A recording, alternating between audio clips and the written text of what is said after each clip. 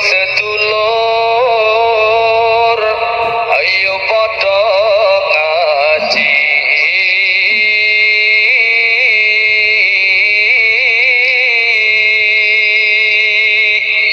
para rawuh kakung putri alhamdulillah kula panjenengan iso menangi tanggal 10 bulan Dzulhijjah. Muga-muga wingi ledho nglakoni salat Arafah, ledho nglakoni salat Lailatul Nahri diterima dening Gusti Allah. Bab nek ndelok fadilahe antawisipun Lailatul Nahri niku begitu rampung salat tiyang niki jenenge karo Gusti Allah ditulis nangone swarga dadi wong ahli swarga. Lah satrasipun kula panjenengan nang wulan besar iki Kanjeng Nabi le dawuh sing duwe kelonggaran rezeki, sing duwe kejembaran rezeki, sing duwe keluwihan rezeki dianjurake kon padha gawe kurban. Dene nek ora duwe kejembaran, ora duwe kelonggaran ya ora semangaya, ya utang njur kurban. Nek kurban utang ya ora sah. Sing didhawuhke karo Kanjeng Nabi iki wong sing duwe niki disunatake kurban ngantos Kanjeng Nabi le dawuh man la kemangkana lahu sa'atun falam yudai fal yamut insa'a yahudiyan wa insa'a nasroniyan. Sing cara Jawane sapa wonge diparingi duwe kelonggaran rezeki kok ora gelem kurban, mongko nek mati dheweke garek milih arek kepengin mati dadi Yahudi apa mati dadi Nasrani. Nek mati Yahudi ya neraka panggonane, nek mati Nasrani ya jahanam panggonane. Kira-kira milih endi? Niki dawuhe Kanjeng Nabi. Lah saking menika wontenipun kurban menika panci dipun sunataken awet zamanipun Kanjeng Nabi Ibrahim alaihi salam. Ngantos Allah paring wahyu dateng Kanjeng Nabi nang Al-Qur'an le ngendika summa auhayna ilaika anittabi millata Ibrahim hanifa. Tumuli ingsun paring wahyu yang seliramu Muhammad, seliramu takon derek tindak lampahe Nabi antawisipun tindak lampahe Nabi Ibrahim ya kuwi gawe kurban. Kanjeng Nabi sak umate disunatake gawe kurban. Adene kewan-kewan sing kan apa kena kanggo kurban ki ulama-ulama sampun berpendapat. Antara lain sing kena ge kurban kuwi unta, sapi. Ana ulama nganjaken kebo niku kena ge kurban. Njur wedhus. Nek truwelu barang kuwi ora kena. Mirmut barang kuwi ora kena, ora kurban mirmut. Dadi ditemtokaken kewan-kewan sing kena kanggo kurban niku antawisipun unta, sapi, kebo, wedhus. Jaran niku mboten saged kok angge kurban. Jaran niku mboten saged. Ora sah ke kurban. Gajah niku gedhe ora sah. Paham nggih? Lah mula kaya ngoten niku ulama-ulama ndamel ketentuan. Wedhus niku kena kanggo kurban mung kanggo wong siji. Nek saiki urunan wong telu, urunan 1 juta njur oleh 3 juta tukoke wedhus. Kuwi ge kurban kanggo wong telu mboten sah. Mboten sah. Dadi kurban wedhus siji ning kanggo wedhus siji kanggo wong telu niku mboten sah. Wong cok ana model kurban urunan ya. Anek urunan tuku sapi, ana wong 7 urunan yo tuku sapi niku kenging. Wong pancen sapi siji kena kanggo wong 7. Niki mbiyen kula njur kelingan dongengan. Mbiyen iki ana kiai loro. Sing siji kiyaine enom tur keras. Sing siji kiyaine tuwa sabar lemah lameh. Niki ana wong duwe kelonggaran rezeki rembugan karo sing wedok. Makne napa bapakmu iki pupung menangi sasi besar awake dhewe wong di kelonggaran rezeki gawe korban poya ayo aku monat manut wae wong kuwi barang apik ning nek korban ki ya sisandene aja mung aku karo sampean tok anak-anake barang ki ya melu dicangking ngono ayo nek mung aku karo sampean tok anake ora cangking ya mesake. Oh iya, terus akhirnya, wis aku terus tak tuku sapi. Akhirnya tuku sapi jan gede, sapi cok gerobak nol ayo gede toh. Wis padahal oleh go Bali disowanke nang Pak Kiai sing enom niku sing keras. Assalamualaikum Pak Kiai, waalaikumsalam. Kene Kang, napa? Nggih merlokaken sowan pisan silaturahim. Ping kalihipun kula menika beto sapi. Niat kula badhe kula kangge kurban, kula aturaken Pak Kiai nyemanggaaken. Aku sapine kanggo wong pira? Niku kangge kula bojo kula kan anak kula. Anakmu pira? Anak kula menika 6 jaler sedaya.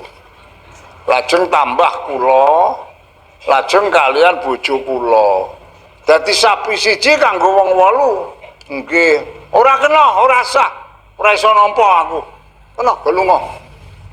Ora ana dalile sapi siji kanggo wong 8. Niki wis ngoyo-oyo ngoten niku ditolak lek nolak mongko keras lah ya lara atine. Karo go Bali tuntun sapi ya beneran Kiai ora doyan sapi. Kok Bali wae. Tapi larang-larang. Asih dituntun go Bali tekan omah kondok sing wedok. Pak Kiai ora gelem nampa ke makne priye? Ngapa? Iki ngene. Wis njajal saiki kono sowan nggon Mbah Kiai sing sepuh kae nengku kepriye menawa Mbah Kiai ke kersa. Oh iya, dituntun nggon Kiai sing tuwa. Assalamualaikum Mbah Kiai, waalaikumsalam. Kene nang ngene ana apa? Badhe matur Mbah Kiai kula menika sowan mriki beto sapi menika niat kula badhe kagem kurban. Kanggo kurban sapa? Kula bojo kula kalian anak-anak kula sedaya. Anakmu pira? Kula etang rumiyin Mbah Kiai anak kula menika 6 jaler sedaya. Lajeng kula 7, lajeng bojo kula setunggal 8. Menika dos pundi Mbah Kiai? Oh ya kowe wis ngerti apa urung manfaate kurban kuwi? Nggih nek kula ngrungokke pengajian nika ngendikane Mbah Kiai niku wong kuwi nek nalika uripe iso gawe kurban, sok nang dina kiamat wayahe ditekake digiring nang swarga ki ora kon mlaku ning ditumpake kewan kurbane. Oh ayo bener. Kuwi ngono ya nang nggih. Nek bojomu kuwi cok kathokan dawa apa cok jaritan? Wah, tiang dusun kok Mbah Kiai nggih jaritan. Lah ya kuwi nuwun sewu nek sapi siji kanggo wong 8 ya kuwi kowe anakmu karo bojomu kuwi sing ora iso bojomu. Aku mboten saged Mbah Kiai. Nek wong jaritan iki po iso munggah nang gigir sapi. Mboten saged Mbah Kiai. Lah niku sagete katut bojo kula pripun kuwi ana syarat. Nek ora iso munggah nang gigir sapi kudu nggawa ancik-ancik. Nek ora kaya ancik-ancik bojomu ora iso munggah nang gigir sapi. Ngoten Mbah Kiai iya. Ancik-ancike napa? Karena kuwi kewan ge kurban, ki ancik-ancike wedhus. Nggih Mbah Kiai, Mangke kula tak merlokaken pados wedhus kangge ancik-ancik bojo kula kersane saged atenas tuku wedhus. Monggo Mbah Kyai menika kangge ancik-ancik oh ya. Terus akhirnya sapi siji kanggo wong 7 njur ditambah wedhus siji kanggo sing wedok. Ala ya iso to iki Kang. Kuwi pintere Mbah Kyai. Dadi krana lek nekake hukum ki alus malah oleh tambahan wedhus. Sing kasar ora oleh apa-apa. Niki mergo Mbah Kyai niku pancen dadi sapi siji kena kanggo wong 7. Nek kanggo wong 8 ya tambahi ngono lho Kang. Paham mboten? Dadi kurban iki ana aturane. Ora kok teko sakarepe dhewe. Saiki do kurban ke latihan. Wah, urunan latihan kurban iki mboten saged niku ora iso dadi kurban, dadine namung sedekah. Ngurbani tiyang kang sampun pejah niku nggih nek ora wasiat dadi sedekah, mboten dadi kewan kurban. Ora beda akekah. Ngakekohi wong sing wis mati niku nek ora wasiat nggih tetep dadi daging sedekah, mboten dadi daging akekah. Paham mboten? Lah mila bedane nek akekah karo kurban iku ana bedane. Nek kurban kuwi dina-dina sing kanggo ngleksanakake kurban nika tertamtu. Namung wonten ing tanggal 10 bulan besar, tanggal 11, tanggal 12, tanggal 13. Ming ana wektu 4 dina iki sing kanggo ngleksanakake nyembelih kurban. Nek akekah niku sak wektu-wektu saged. Ya apa wulan apa-apa akekah niku saged. Iki bedane pelaksanaane. Ora beda haji. Haji karo umroh iku beda-beda. Nek haji iki kudu tanggal 9 wulan besar. Sebab anane wukuf niku setahun namung sepindah. Nang tanggal 9 wulan besar. Nek umroh nang sasi Dzulkaidah umroh ya kena, nang sasi Syawal umroh ya kena. Niki nek umroh dadi padha karo kurban karo akekah. Nek kurban ki wektune tertamtu, nek akekah niku sak mangsa. Lan bedane nek kurban niku wong lanang nganggo kewan siji, wedhus siji ya kena. Wong wedok nganggo kewan siji, wedhus siji ya kena. Nek akekah kan mboten saged. Nek akekah nek wong wedok cukup kewan setunggal, wedhus siji. Nek bocah lanang kedah wedhus kalih. Niki bedane teng mriku niku. Paham nggih mboten? Dadi mula lek ngaji ditelaten-telateni men ora kuwalik lek nindakake ibadah iki men ora sasar susur. Jadi nek kurban niki wektune tertamtu. Namung tanggal 10, 11, 12, 13 bulan besar.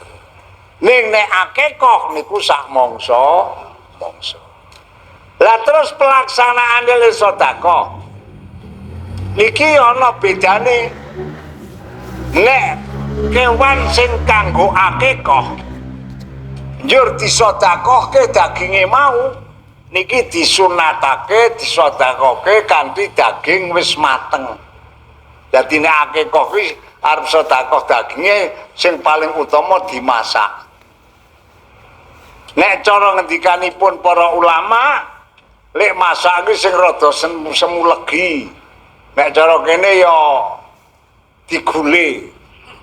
Aja ditongseng, nek tongseng pedes iku makruh ya. Jadi nek akekah menawa dimasak rada legi. Niku cara dawuhipun. Dadi nek akekah kok disate barang niku mboten patekno utama. Niki nek kewan akekah niku disedekahke dalam keadaan sampun mateng. Nek daging kurban niku disunatake le sedekah mau masih daging ingkang mentah. Dadi mulane anggere wis dibar dibeleh, poteng-poteng atus di dum-dumke niku pancen sunate nek sedekah kurban niku daginge tasih mentah urung dimasak. Muga-muga kula sampeyan kabeh sing wis do nindakake imma akikah, imma kurban, muga-muga diterima nang ngersane Allah. Allahumma ya akan dawuh Nabi. Bab akikahne Kanjeng Nabi piyambak inggih nate ngakekahi wayahipun Sayyidina Hasan kaliyan Sayyidina Husain. Menika ingkang ngakekahi Kanjeng Nabi sing nyembelih wedhuse Kanjeng Nabi dhewe. Niki zamanipun Kanjeng Nabi. Anjur Kanjeng Nabi ya tahu korban. Kanjeng Nabi setunggal wekdal nyembelih korban kalih wedhus gibas loro. Sing siji kanggo pribadine Kanjeng Nabi, sing siji kanggo umate sak ngalam donya. Dadi kula sampean iki dikurbani karo Kanjeng Nabi lho Kang ya.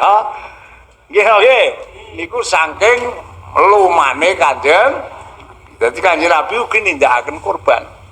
Niku wekdal semanten Kanjeng Nabi nyembelih piyambak. Wedhus loro, wedhus gibas loro disembelih, sing siji kanggo kurbane Kanjeng Nabi, sing siji kanggo umate sak ngalam. Muga-muga kula sampeyan sak teruse mengko iso do nirokake.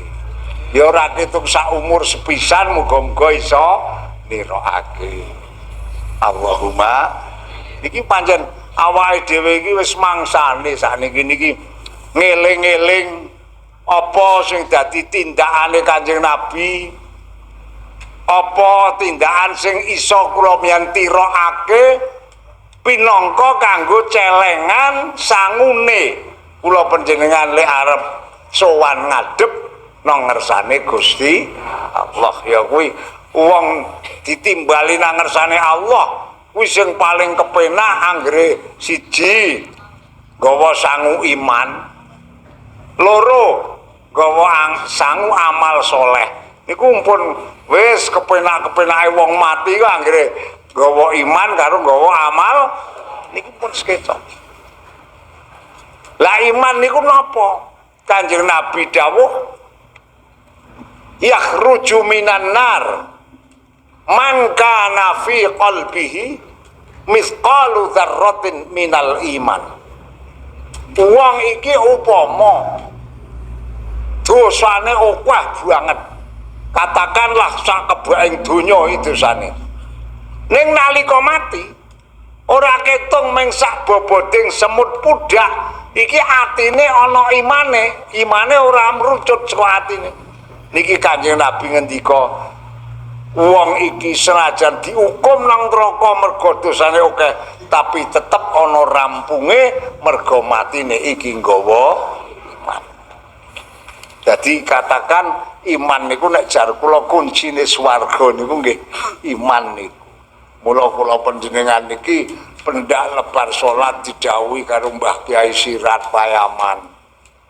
Nek lebar salat angger wis assalamualaikum warahmatullah as'alukal fauza bil jannah, assalamualaikum warahmatullah as'alukan najata minan nar wal afwa indal hisab. Terus kula panjenengan kon syukur karo Allah kanthi ucapan alhamdulillahi ala nikmatil iman.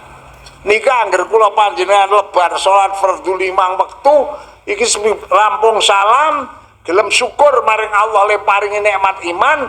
Ngendikane Mbah Kyai Sirat, wong iki engko nek ditimbali kanthi mati sak mangsa-mangsa karo Allah arep diparingi mati sing tetep iman, mati sing husnul khotimah. Niki kaya ngene iki ya ikhtiar.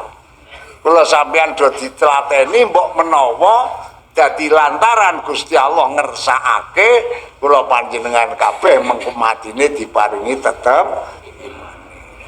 Kelingan ya Pak Ibu, bar salat aja lali nek wis salam, rampung salam ngucapaken alhamdulillahi ala nikmatil iman. Nek wis niku gek wiridan astaghfirullah.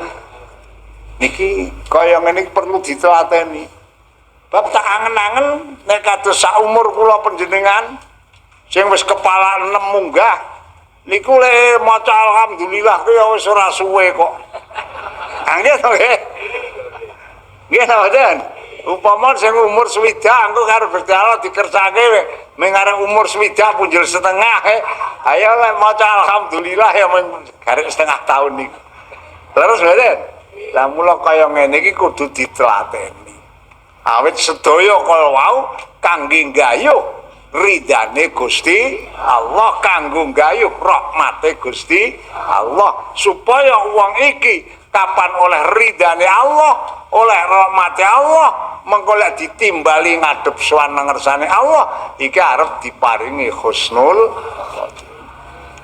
Wah nek mikir mati niku marai judeg nggih Kang.